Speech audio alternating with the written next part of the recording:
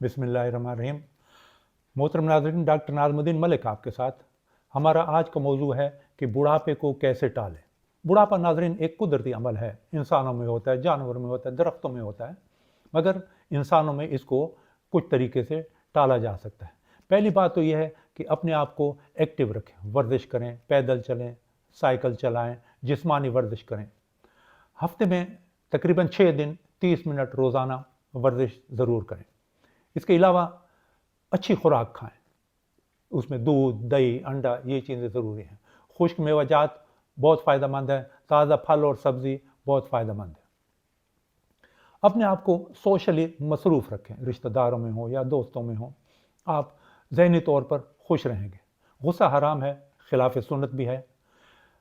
कहा गया है कि अपने दिमाग को ठंडा रखें और टांगों को गर्म रखें। एक अक्लमंद शख्स ने ये बात की, यानी गुस्सा कम करें और वर्जिश ज़रूर करते रहें।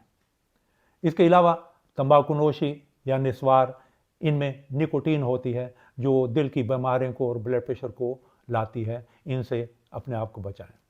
इसके अलावा मल्टीविटामिन की गोलियां हफ्ते में 6 दिन 1 गोली रोज़ाना आप ले सकते हैं, जिनमें विटामिन भी हो और मिनरल भी हो।